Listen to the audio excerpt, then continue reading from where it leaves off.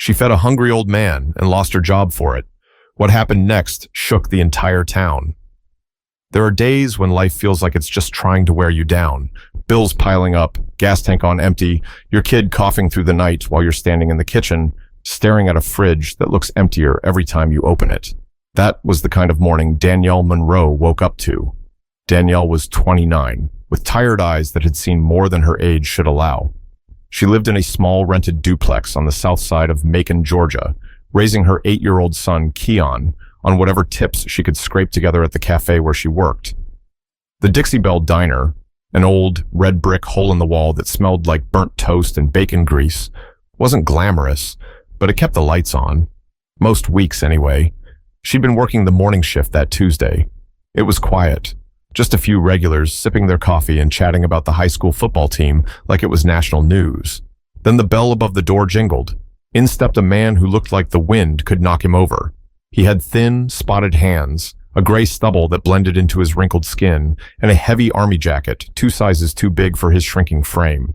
His boots were scuffed, his shoulders hunched, but he walked with a kind of slow dignity, like he'd earned the right to take his time. Danielle met him halfway. "Coffee?" she asked, grabbing the pot before he even spoke. He smiled, just barely, and nodded. She poured his cup, watched him sit in the corner booth by the window. No phone, no book, just silence. It was the way he moved that made her pause, hands trembling just enough to spill a little cream. His fingers looked stiff, like they'd been through winters far worse than Macon could offer. When he reached into his pocket, she saw him pull out a pouch, real leather, cracked and creased like old skin. He dumped out coins onto the table, quarters, dimes, a couple nickels. That's when she saw the patch on his sleeve, a faded purple heart, barely holding on with a loose thread. Danielle didn't hesitate. She walked straight into the kitchen. "Make me a plate. Eggs, bacon, toast, extra jam," she said to Jerome, the line cook. Jerome blinked. "You got an order?" "It's for that vet in the corner. He hasn't eaten." Jerome gave a knowing nod. "Ain't the first time someone came in here hungry. Might be the first time someone fed him, though." She plated it herself, took the warm dish out, placed it in front of the old man without a word. He looked up, confused. "I didn't order this," he said softly, his voice dry and low. "I know," Danielle said. "It's already paid for." The man stared at her for a moment, eyes moistening. He didn't ask who paid. He just looked down at the plate like it was gold. He folded his hands, whispered something under his breath before picking up his fork. She didn't expect a thank you. She didn't need one, but it came anyway. "God bless you," he said, barely audible. "You didn't have to do that." Danielle smiled. "You did more for us than we'll ever be able to repay." She turned to go back to her station, but froze when she saw her manager standing by the register, arms crossed, jaw tight, watching the whole thing like a hawk. But what happened next wasn't a thank you. It was a warning, and Danielle didn't see it coming. Danielle barely had time to grab a notepad before she heard her name. "Danielle, my office, now." The voice belonged to Marjorie Blakely, the manager of the Dixie Belle Diner for going on 13 years. She had a reputation, cold, sharp, ran the cafe like a drill sergeant, not the type to joke around or offer second chances. Danielle wiped her hands on her apron and followed her through the swinging door behind the counter. The office was more like a closet with a desk, piles of invoices, a dusty clock that always ran 5 minutes fast, and a single folding chair that Danielle didn't bother sitting in. Marjorie didn't wait. "You think you can just give away food like we're some kind of charity?" Danielle blinked. "It was one plate. He's a veteran." "That's not the point," Marjorie snapped. "He didn't pay. You didn't ask. You made a call that wasn't yours to make." Danielle tried to stay calm. "It's $8 worth of breakfast. The man had nothing but pocket change. He had a purple heart patch, Marjorie. I don't care if he had a gold star on his forehead. This is a business, not a shelter." She paused, leaning against the desk with both hands.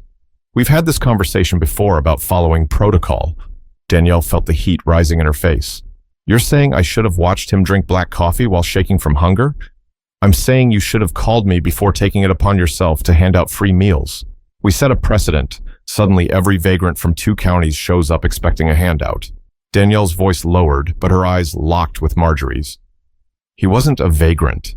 He was a soldier. someone's father, maybe someone's grandfather. Marjorie wasn't moved. "You're fired." It came out so flat, so final, it took Danielle a full second to process. "For real?" she asked, blinking fast. "You think I'm kidding?" Danielle stood there for a long moment.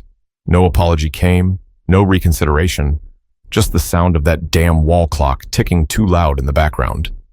She untied her apron, folded it slowly, and placed it on the desk.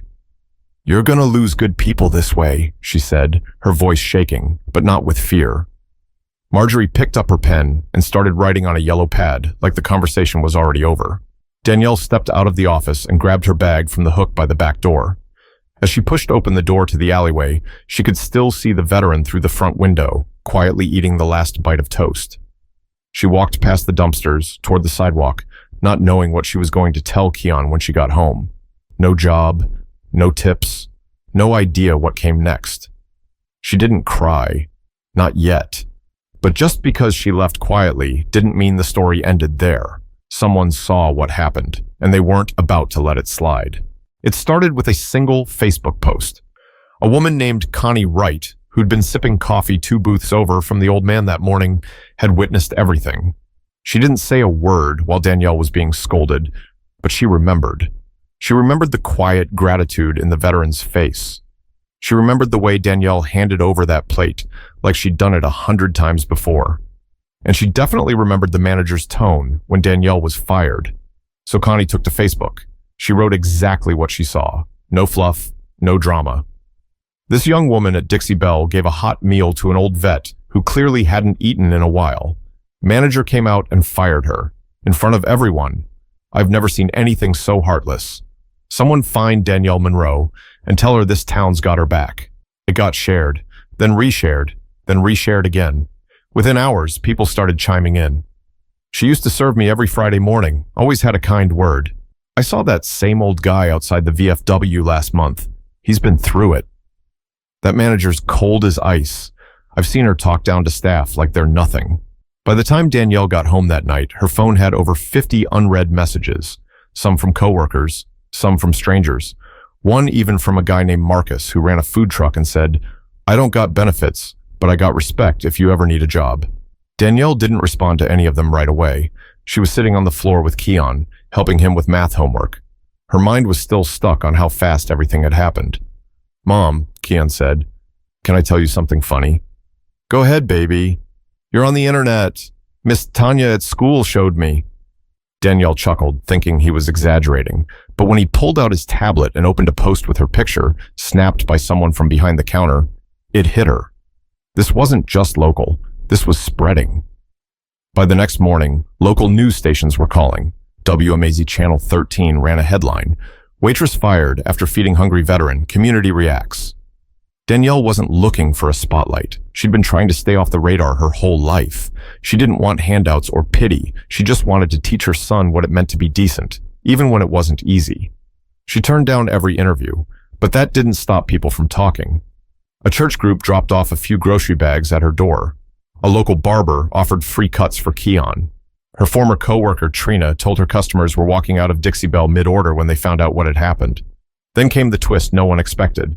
An anonymous comment under one of the viral posts caught someone's attention.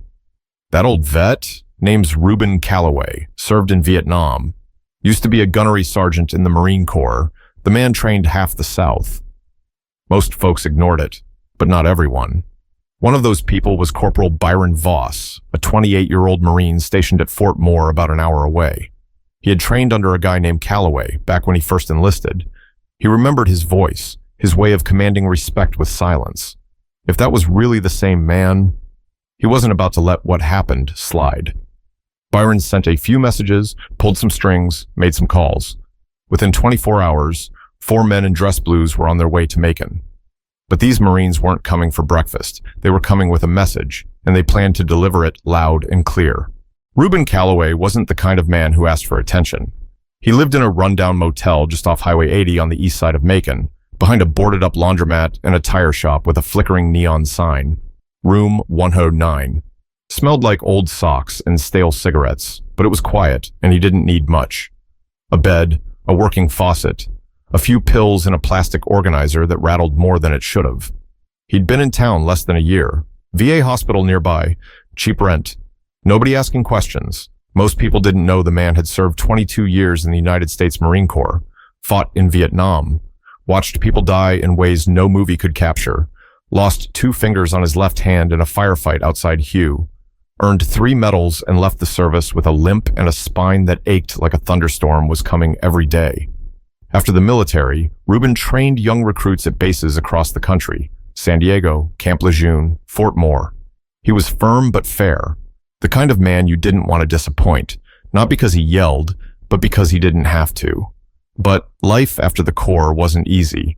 His wife passed in 2003, cancer. His daughter stopped calling after a falling out neither of them ever fixed. Pensions got held up in paperwork, appointments got delayed, friends got buried. Before long, he was just another old man in a worn-out jacket, ignored by people who didn't bother to ask. That morning at the diner, he hadn't planned to eat. Just wanted a hot drink and a place to sit. Maybe remember the sound of voices around him for a little while. When Danielle placed that plate in front of him, he felt something he hadn't felt in years, seen. And the strange part? She didn't ask for anything, didn't make a show of it, just gave what she had, like it was the most natural thing in the world. 3 days later, a knock came at his motel room door. He opened it slowly, expecting a delivery guy or a maintenance worker. What he saw instead were 4 men standing tall in dress blues, clean-shaven, ribbons shining on their chests. They didn't smile. They didn't speak at first. Byron Voss stepped forward. "Gunnery Sergeant Calloway?" Ruben hesitated, blinking like his brain was trying to catch up. "Yes," he said, hoarse. "Who's asking?" "Corporal Byron Voss. You trained me at Fort Moore back in 2014. These men served under guys you trained. You don't know us, but we know you. We heard what happened at that diner." Ruben's eyes dropped. He shook his head. "Didn't want trouble. Girl just did something kind." Byron nodded. "Exactly. And she paid for it." They stood in silence for a moment. The air was thick. Another Marine, Sergeant Ramon Fields, stepped forward and said, "With all due respect, Gunny, we don't think that's how this story should end." Ruben looked down at his boots, then back up at the men. "You boys planning on marching into that place?" "We are," Byron said. Ruben gave a dry chuckle. "Hell, I hope someone's filming." But it wasn't about revenge, not for Ruben. For him, it was about decency. And for the 4 Marines standing in front of him, it was about loyalty to the man who trained them, and the woman who stood up for him when no one else did. It was just after noon on a Friday when the bell above the Dixie Belle diner door rang again. Marjorie Blakely was behind the register, scribbling inventory notes on the back of a receipt. Jerome was flipping patties in the kitchen. 2 teenage servers shuffled between tables, trying to keep up with the rush. The place smelled like it always did, grease, onions, burnt coffee. Nobody noticed the 4 men right away. Then silence spread. They didn't walk in shouting or making a scene. But they didn't walk in quietly, either. It was the kind of presence that filled a room without saying a word. Each man wore full Marine dress blues, pressed, polished, medals catching the overhead light. Heads turned, forks stopped mid-air, conversations died out. Marjorie looked up, eyes narrowed, brows pinched together like she was trying to figure out if this was some kind of prank. "Can I help you?" she asked from behind the counter, straightening her spine. The tallest one, Byron, stepped forward. He didn't smile, didn't blink. "We're here to speak to the manager," he said. "That's me," Marjorie replied. He nodded once. "Good. Then this won't take long." Marjorie folded her arms. "If this is about that little incident earlier this week, we've already moved on. No need to—" "This isn't about you," Byron interrupted, his voice firm. "This is about the woman you fired, Danielle Monroe." Someone at a nearby booth whispered, "Wait, that's them. That's the guys from Facebook." Another leaned in. "Is this real?" Byron took one step closer, enough for everyone to hear. "The man she fed? Gunnery Sergeant Ruben Calloway. He trained thousands of Marines, built leaders, kept boys alive who didn't think they'd make it through their first tour, including me." Ramon added, "The man you treated like a beggar earned a Purple Heart, dragging his squad out of an ambush in Hue City. 2 bullets in his back, 1 in his leg. still walked 20 meters with a private on his shoulder. Marjorie tried to speak, but her mouth wouldn't cooperate. Byron leaned his hands on the counter, not threatening, just steady. She saw a hungry man and gave him food. You saw a price tag and gave her a pink slip. Someone in the back clapped, just once. Then again, then a few more joined in. Marjorie's cheeks flushed red. "This isn't your place," she snapped. "You don't get to come in here and—" "We're not here to argue," Byron said, standing upright again. "We came to speak truth, and to say this. If you think you can fire people for doing the right thing, then maybe you don't deserve to manage anyone at all." Marjorie didn't respond. The entire diner was watching. Ramon reached into his coat pocket and pulled out a small folded envelope. He placed it gently on the counter. "From Sergeant Calloway," he said. "He said to give you this." She stared at it, but didn't pick it up. The men turned, walked out with the same quiet force they'd entered with. And as they stepped through the door, the diner erupted. Not in cheers, but in conversation. Customers standing up, walking out. Some left money on the table, some didn't. A woman in scrubs whispered to her server, "That was the bravest thing I've seen all week." Inside the office, Marjorie finally opened the envelope. It wasn't a letter, it was a photo. A black and white picture of Reuben Calloway in uniform, standing tall with a squad of young Marines, his arm around a boy who looked like he hadn't even started shaving yet. On the back, scrawled in faded ink, "I've seen death, war, and hate. But what broke me was watching a woman get punished for showing simple kindness. Shame on you. G. Sergeant Calloway." But this wasn't just about one veteran, or one meal, or one manager. The cafe had made a choice, and now the town was about to make theirs. By Saturday morning, the cafe didn't look the same. Tables were empty, chairs pushed in. Not a single person waited by the door for a seat. The usual coffee crowd? Gone. Even Jerome, the line cook, had called out sick. Not because he was sick, but because he'd had enough. Marjorie stood behind the counter with her arms crossed, pretending to read the order sheet she'd already gone over 3 times. The hum of the fridge was louder than the kitchen itself. Outside, taped to the front door, was a handmade sign written in red marker.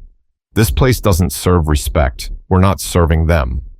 Local shops had started to pull their support. The bakery down the block stopped sending pastries. The guy who serviced the ice machine canceled his contract. One of the delivery drivers flat out said, "I don't do business with folks who punish decency." Online, the fire kept growing. Photos of the 4 Marines in the diner were everywhere. TikTok, Twitter, Instagram. Someone even dubbed it the quiet salute. Danielle hadn't left her house since it all happened. She kept her phone on silent. Messages poured in, strangers offering support, old friends reaching out to say they were proud. A woman from Savannah even offered to pay her rent for 2 months. But Danielle didn't want donations. She wanted her dignity. That Sunday, Keon tugged on her shirt while she was folding laundry. "Mom, someone's knocking." She opened the front door and nearly dropped the towel in her hands. It was the same 4 Marines. Byron took off his cap. "Ma'am, sorry to drop by unannounced." Danielle blinked. No, you're good. I just didn't expect this." "We wanted to thank you, in person," he said. "You reminded us what honor looks like outside of a uniform." Ramon stepped forward and handed her a sealed envelope. "From the base commander, it's a letter of recognition, and something else." She opened it slowly. Inside was a check, not a donation, not a handout, but labeled Honorarium for Distinguished Civilian Conduct. $5,000. Danielle's jaw tightened as she stared at the number. "I don't know what to say." "You don't have to say anything," Byron replied. "You've already said enough, just by being who you are." Before they left, they stood together on the porch. Keon took a picture, Danielle in her house shoes, surrounded by 4 men in dress blues, smiling like he'd never seen her smile before. Later that night, the picture hit the internet. The caption? "She gave one man breakfast. He gave her a legacy." But this wasn't just about what Danielle had done. It was about what everyone else had failed to do. Until now. The following week, the Dixie Belle Diner shut its doors temporarily.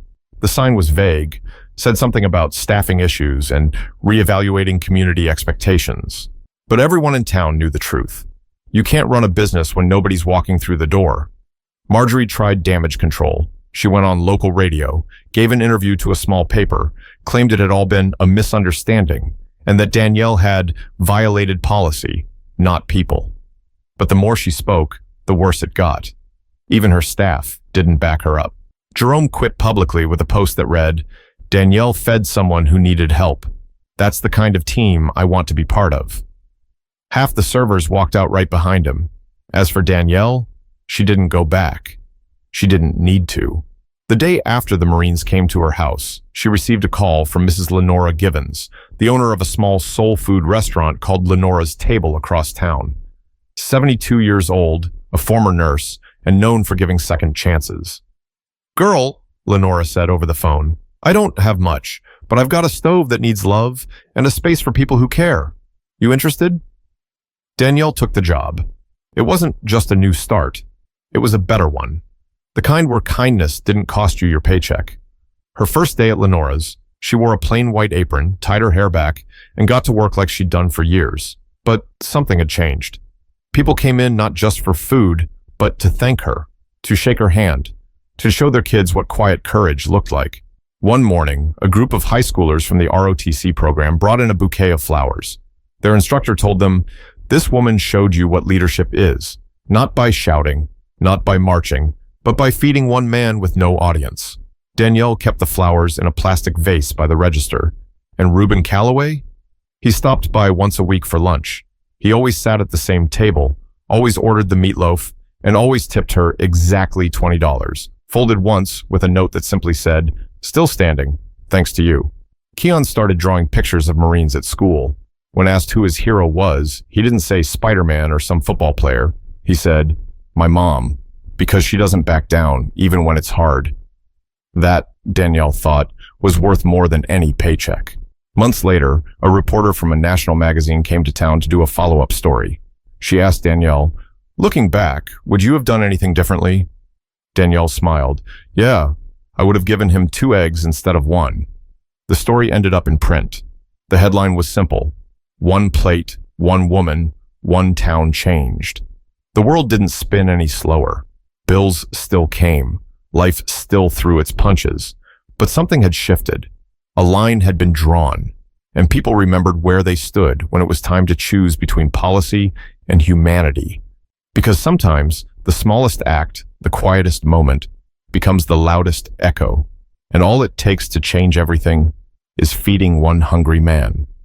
If you took anything from this story, let it be this: kindness doesn't need permission. Do what's right, even when it costs you. And if you see someone being punished for doing the right thing, don't stay silent. Be the one who stands up. Be the one who shows up. The world already has enough noise. What it needs is more people like Danielle Monroe.